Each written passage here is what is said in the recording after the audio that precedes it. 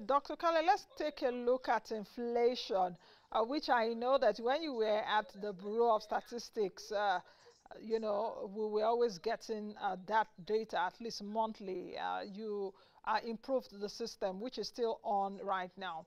But I want to take a look at the constitution of Nigeria's inflation basket, especially the CPI household consumption, which I know that the methodology is supposed to be reviewed. And the one that we're using now is 2009. So with that methodology for household consumption, how true and how realistic is the inflation picture that we're getting in Nigeria concerning CPI, that's Consumer Price Index, 21.91% as at February. In fact, someone sent me a message in February, no, in March, early March, when the February inflation came out, when I did say it here on the show that 21.9% is headline inflation for February, and the person sent me and said, no, inflation in Nigeria is more than 21.19%, it's around 40 to 50%.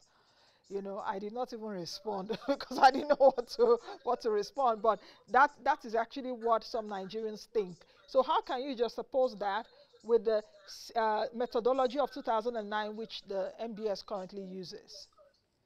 Well, I would first of all say that inflation of 40-50%. I would say that everybody has their own individual inflation rate. And that's because it depends on what I am buying. I have my own individual consumption basket. You have yours. And what I'm buying and what you are buying might not be the same thing. I might be buying things whose prices move a lot faster than yours. So I might, or vice versa. So in my own consumption basket, inflation might be less than 21% because of what I buy now. Let me give you an example. Assuming 80% of my expenditure is more on telecommunications.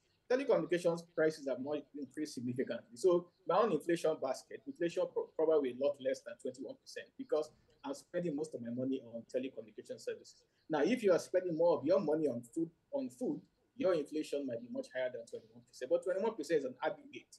It's an average of the entire country, all 200 or so million Nigerians' consumption basket, and it pulls an average. And when you have that situation, it means that inflation is higher than 21 and is lower than 21, but the average on the aggregate is 21%. A lot of people don't understand that when they pick on inflation. But going to your question directly, yes, anytime your methodology is outdated, and the longer it stays outdated, the accuracy of that data becomes less and less reliable.